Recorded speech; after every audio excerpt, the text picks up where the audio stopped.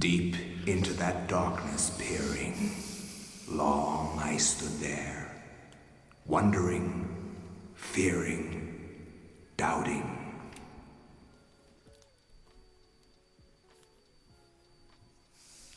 You may know what this is.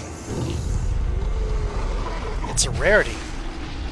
It is a horror game that was put out by Nintendo for the GameCube. Nintendo. I am emulating it. I do not own a GameCube. I do not have that kind of money You to get too one these days. will come to understand fear as I have. It's made by Silicon Knights. Did one of the Metal Gear Solid spin-offs. I think it was Twin Snakes. Okay. Here.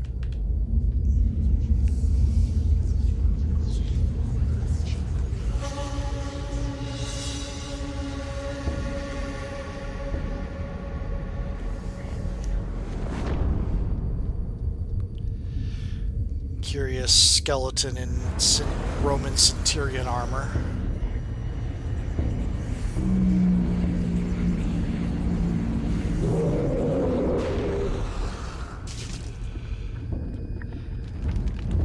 Skinless zombies. That was Chaturga. We're now into Zelatoth.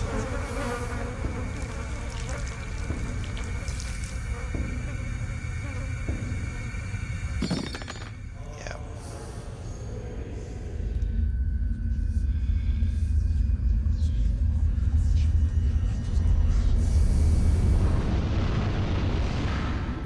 There we go.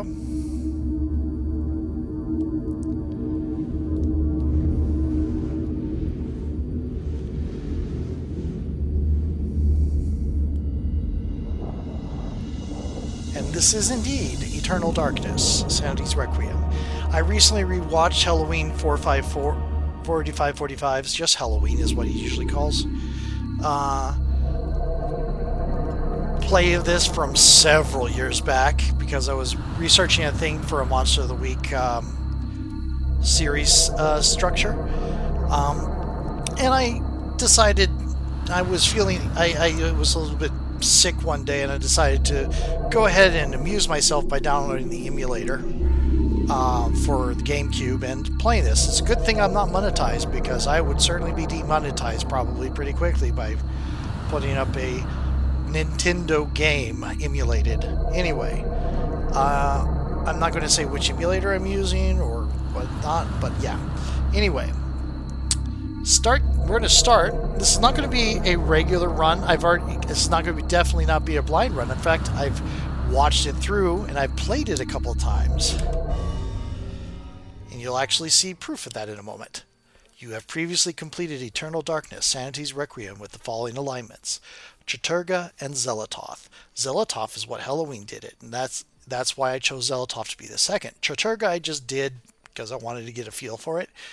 It was probably a bit harder than I expected. Would you like to carry this information over to your new game? Yes. Now this will have some meanings for us. Usually when you play this game the first time, you choose which of the three alignments is your main villain. And you'll fight mostly their monsters, though occasionally you'll fight monsters of the other two. And the Mantarok zombies are all over the place. And but this case, we are locked into Ulyaoth. When I put yes, we are locked into Ulyaoth. And not only that, the ending will have what they call the true ending, I believe, or the secret ending, the third ending. I guess I don't know as they call it, but what is believed to be the true ending, you get by playing the game 3 times with 3 different alignments. So let's hit yes.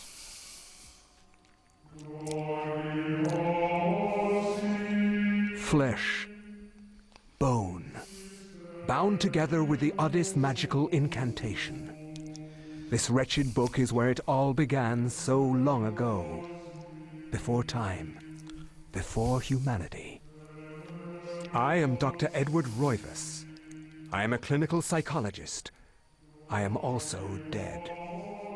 This is not my story, nor even the story of the Roivas family. It is the story of humanity. Like it or not, believe it or not, as you will. Your perceptions will not change reality, but simply color it. Humanity has been on the edge of extinction for 2 millennia, ignorant of so much and dependent on so few. The Guardians grow restless. Curious rune there. Their time once again near. Whether by fate or misfortune, my family has crossed their path, and they didn't take kindly to it. Their attention turns to my granddaughter, for she is the last of my line, and the last hope for humanity.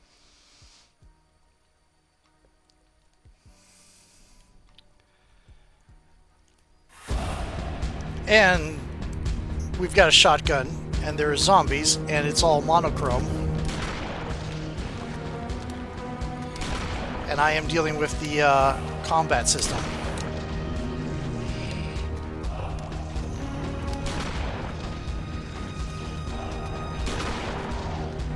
Maybe I should be shooting for their heads.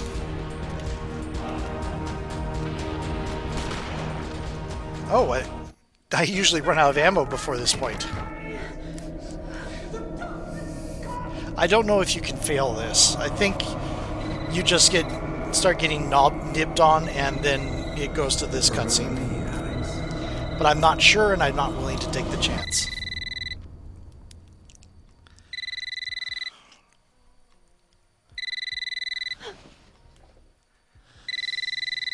I played through a little bit of this run already, but had to restart because of sound issues. Hello? Didn't get too far in. Alexandra Roivas? Yeah, who's this? This is Inspector LeGrasse of the Rhode Island Police. I'm sorry to disturb you, but there's been an accident. Quote unquote. With your grandfather. I'll be on the next flight out.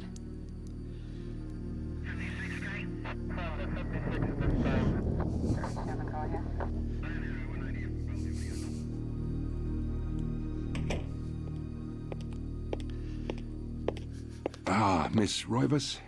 I'm pleased to meet you. I trust you had a pleasant trip? Yes, I suppose so. That's a thing to say. Yes, my condolences. This is most unpleasant. It's a shame we couldn't meet under brighter circumstances. Yes, it is. Can we get this over with, please? Of course. This way. But I must warn you, it's not a pleasant sight. I'm afraid there's not much to see.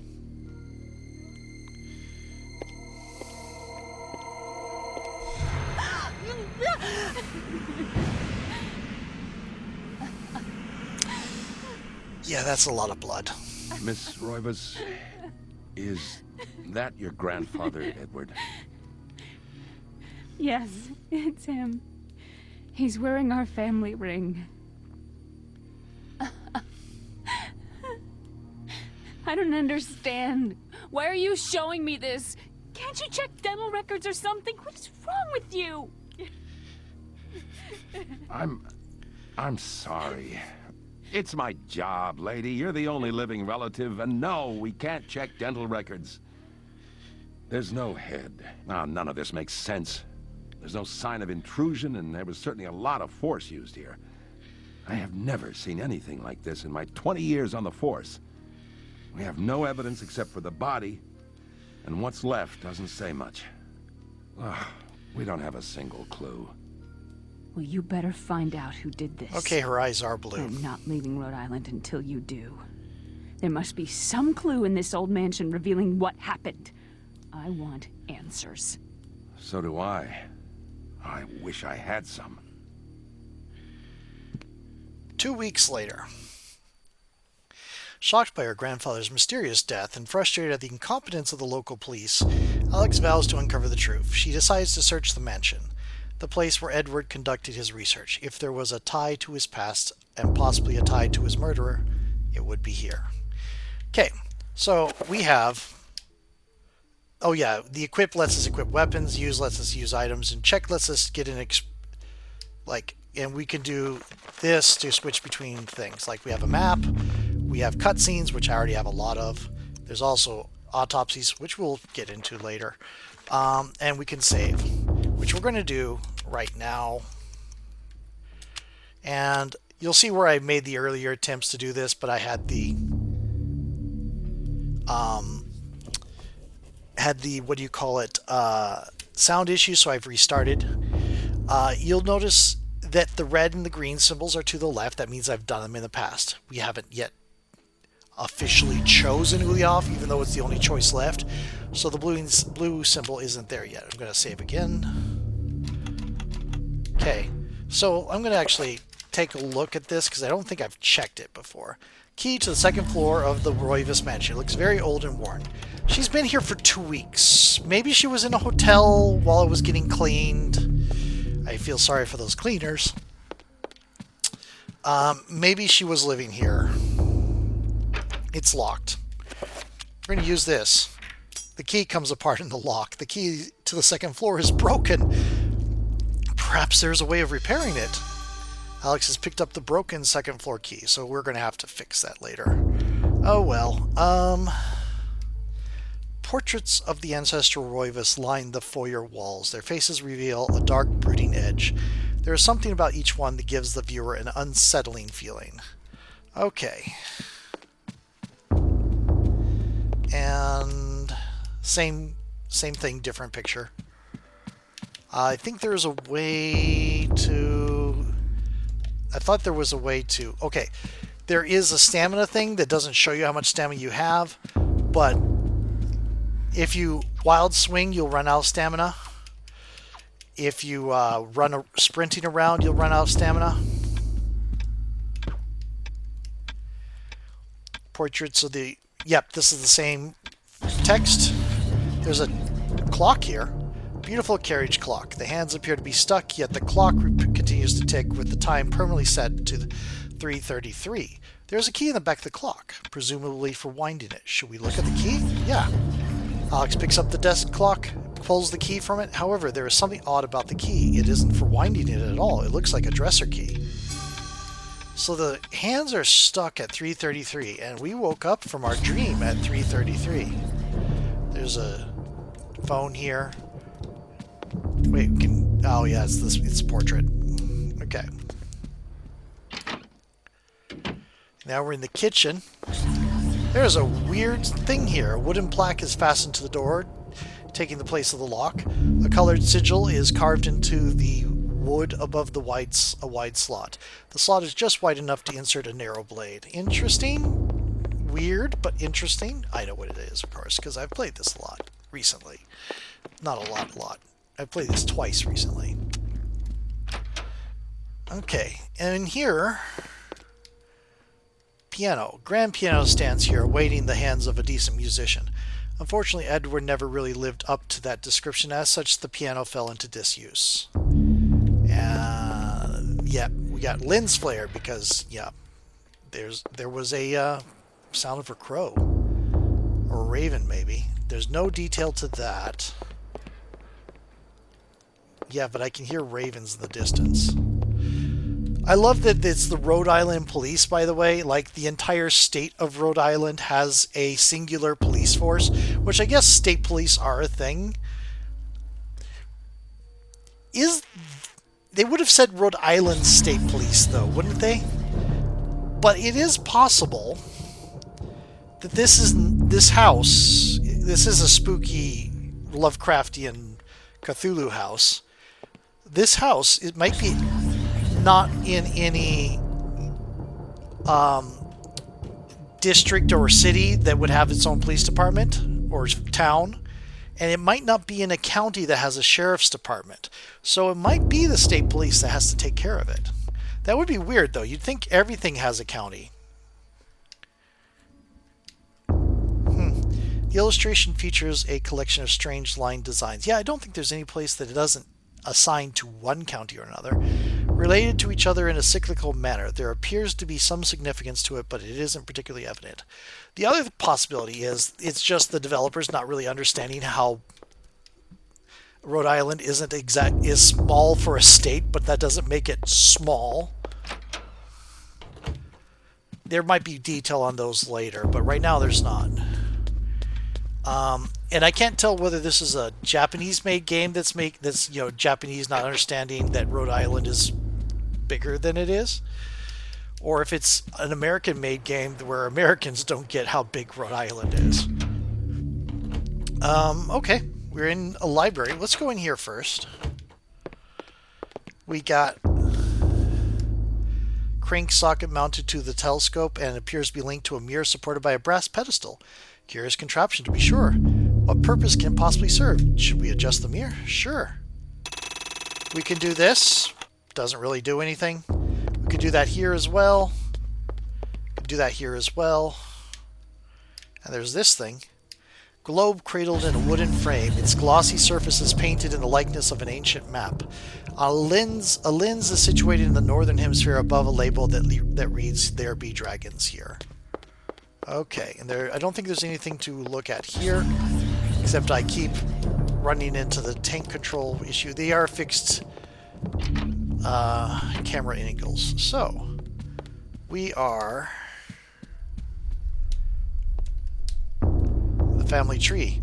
The warm glow of candlelight, the Roivas family tree hangs from the wall. Shadows flitter across its surface, obscuring the detail. If one looks closely, the family's secrets are revealed. There is a person hanging from that tree. Yeah. And books. The books contain history of the Roivas family, genealogy, birth, death, records, deeds, and writs. The Roivas family is a troubled one. As Mediterranean immigrants, the early Roivas were shunned by other settlers in North America. Suspected of witchcraft, the Roivas were convicted during the witch hunts, forcing them into hiding. As memories faded, the Roivas rebuilt their lives. So, Mediterranean immigrants is a phrase that is, I'm uncertain what it means. She looks very Northern European. I mean, she's blonde with blue eyes. Then again, she does have dark roots. So maybe she's not as blonde as she seems, but she seems very white and she has blue eyes, unless those are contacts. This is 2000. Colored contacts are a thing. But usually when we say Mediterranean, we mean like Greece. So they could be Greek.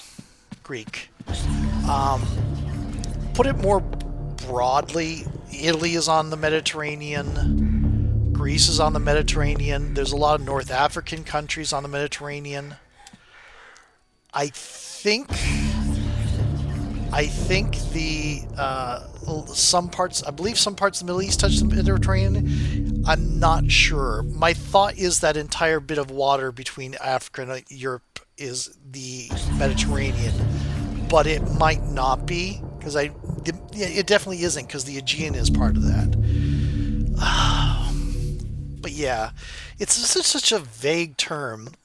And it would be kind of more interesting a design if they had gone with that and done something more specific, like Libya or Greece or Jordan, or I guess Jordan isn't on the Mediterranean, or something like that.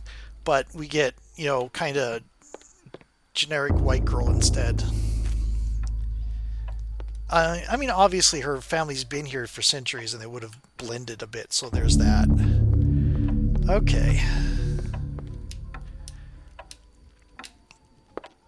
Okay, and it was the 2002 when this was made. No detail there.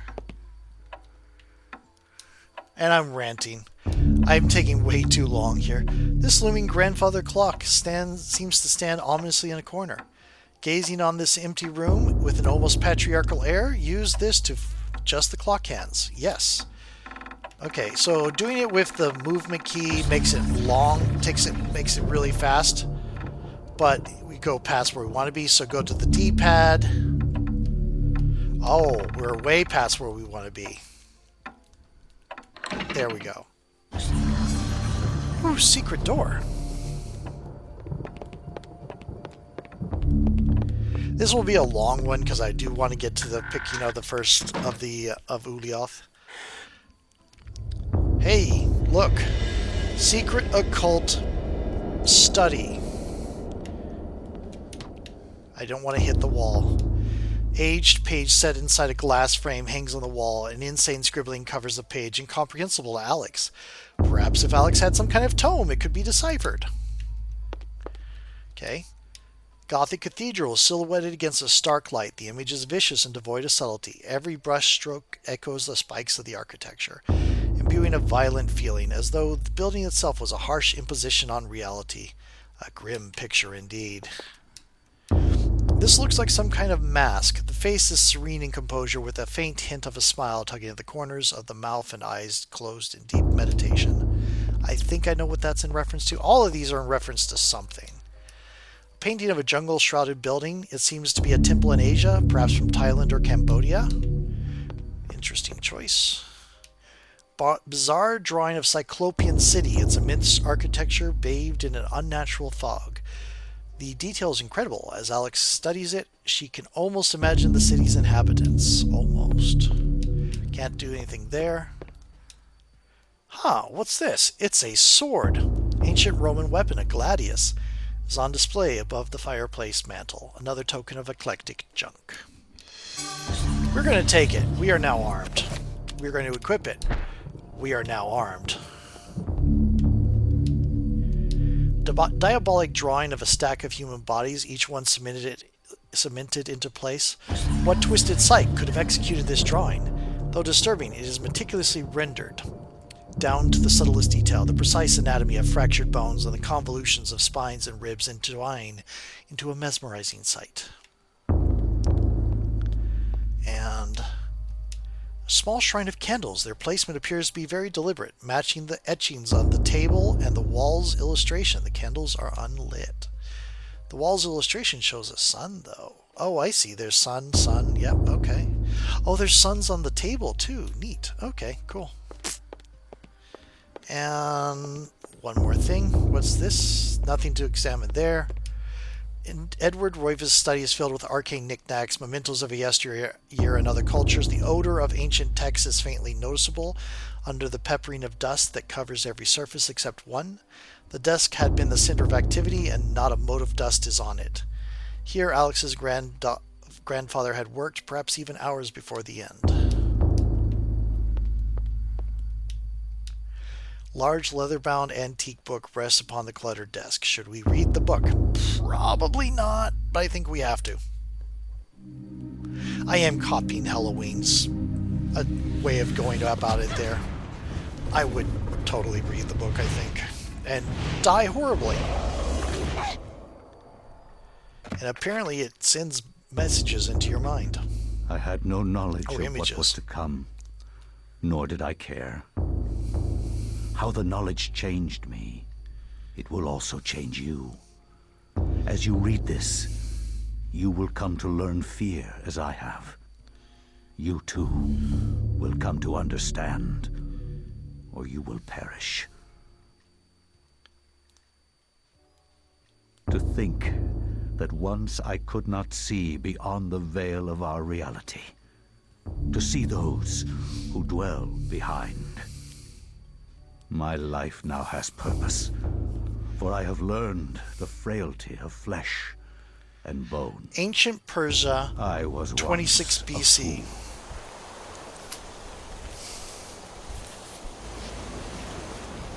Where is quies candamest? Where is conservandi? Facusatis aquae sumat, et animus eorum conferma. Pugna huis, dia sit modo prima multarum. Si inceptum conficiamus. Quam primum, Centurio Augustus. I would like to compliment you once more on your battle tactics. Our enemies did not have a chance. Do you believe that it really exists, Centurion? I do not doubt our Emperor's beliefs, or his orders. But if we are to retrieve the artifact, then we must be strong and patient. Oh, somebody's sending you out for an artifact.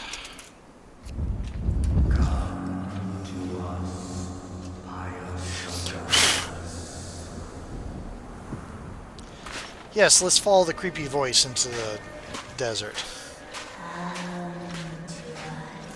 Okay, voices.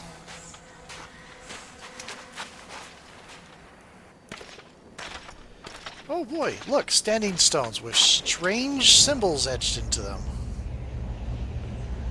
Oh, I know what those symbols... yeah, that's the 3 alignment runes.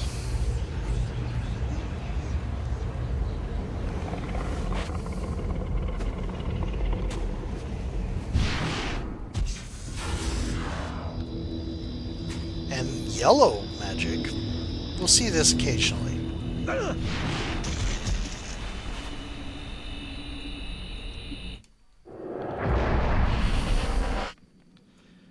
And it brings us down here, into this room, where there's no exit. Ha!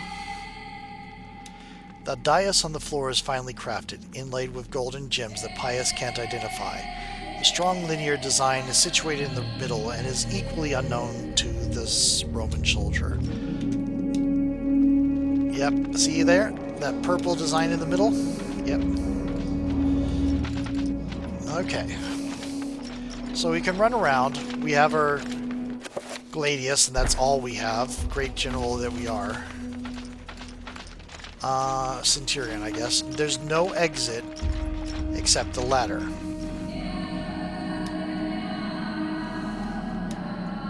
Ladder leads down into the dank heart of the labyrinth. Danger lurks beneath. Yet Pius's courageous resolve does not buckle. Should you climb down the ladder? Yes. Huh, there's a body there. There's a body there. There's a block over there. It has a colored symbol on it. And now there's a zombie. Or I mean, the zombie was always there, but now it's standing up.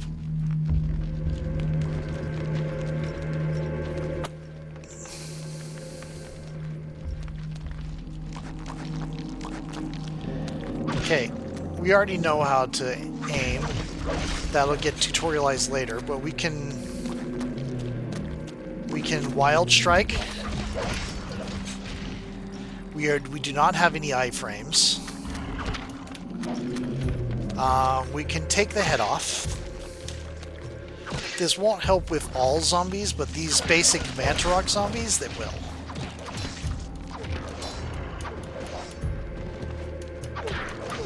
Okay, and to finish them off and keep them from standing up again, though I think these are just finished. I don't think they stand up again. Okay, we're gonna take both the arms. That takes it out. There are zombies that will heal up. Granite block. Let's see what the granite block looks like. We now have a different piece here. Sharp-edged block of granite etched on one side with curious line design colored blood red. Can we use it here? No, cannot use that now. Ah, another granite, and more zombies. They will flail about trying to hit people even though they can't see you. And they might even damage each other. Strange granite block.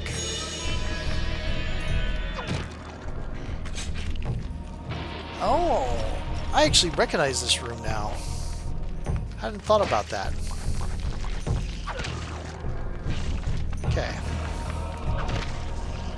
I mean, obviously I recognize I've been through this, but I recognize it. Well, you'll find out. We'll be back to this place a few times.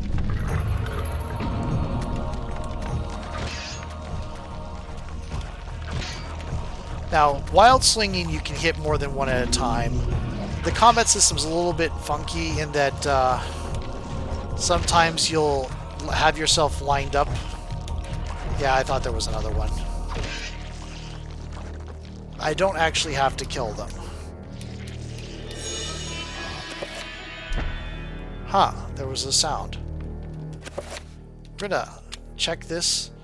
Sharp-edged granite, block of granite etched on one side with curious line design colored ghostly blue.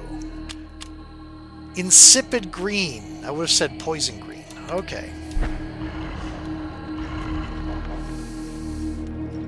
We're just gonna leave them.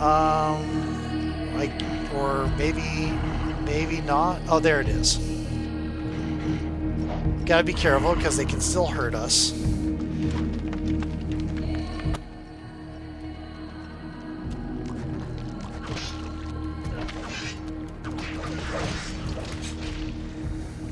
Something to be considered. Terrain matters. See, I'm being blocked by the side there. This really matters with bigger weapons. If you have, there's a couple, we'll get a two-handed sword later. Yeah, we're going well past 30 minutes here. Bar his exit from the room. Maybe not well past. Open door. Oh. Huh, there are little holes in there. And there are zombies everywhere.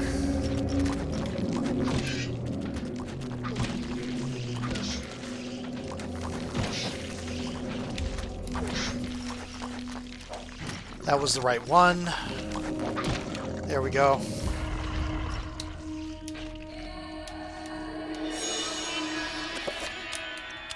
What do you call it? Just purple. No description, just purple. There's reasons to finish them off other than just being safe. The wall is prominently but not right in this chapter. The wall is prominently decorated with a strange line symbol carved into the granite. Cut into the walls a square hole lined with scratches as though something has been removed from it. I don't know. Let's try this. That didn't work. We're going to use this. Ah! The symbol is glowing. The hole is filled with a granite block. It cannot be removed, as though it is magically sealed into place. Ah, let's try this over here. What could go wrong? That's now glowing.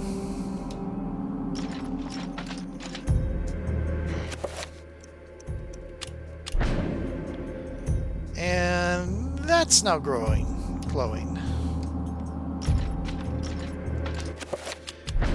And that's now glowing. And the cutscene shows us where we need to go.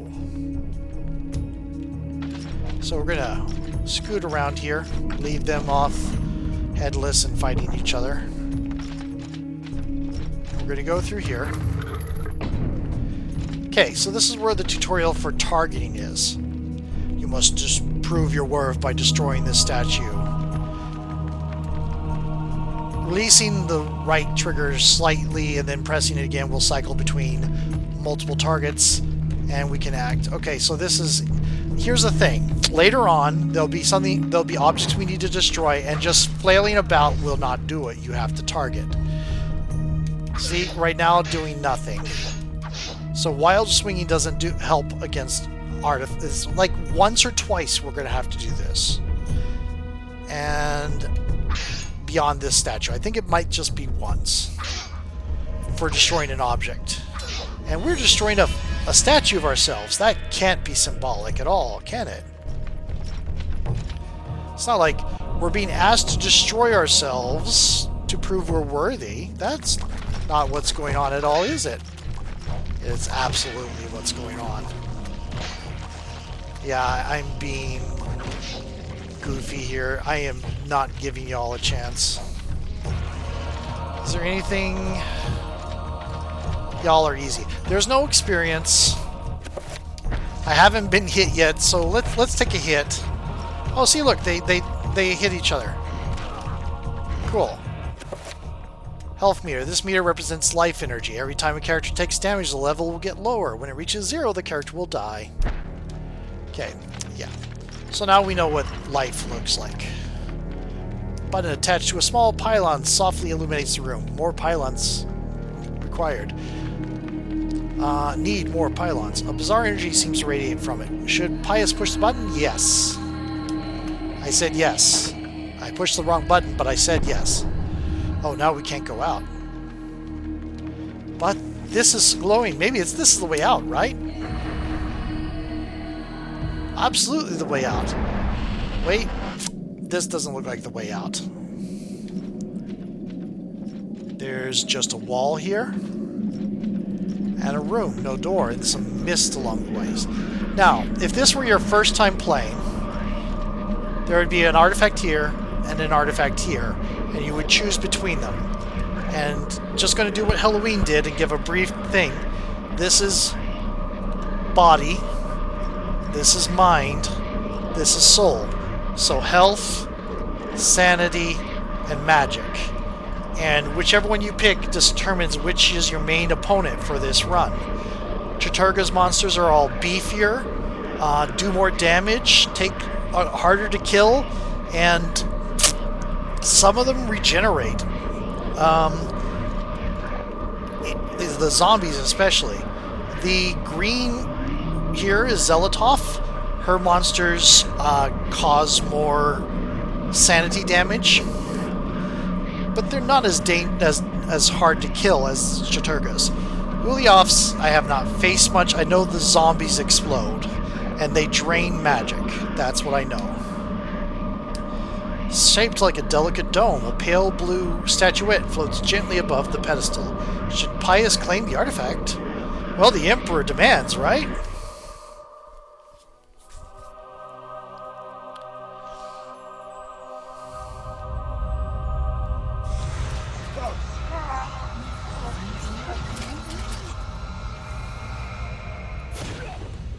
Maybe don't directly touch the artifact with your hands and flesh.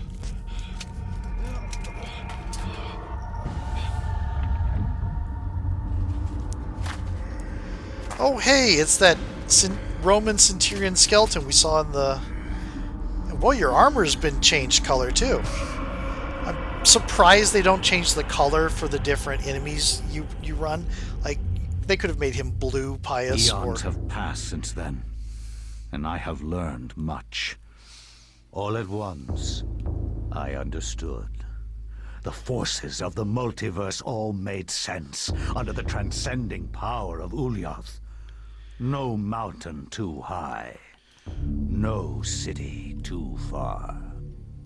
Face me, and you shall surely perish.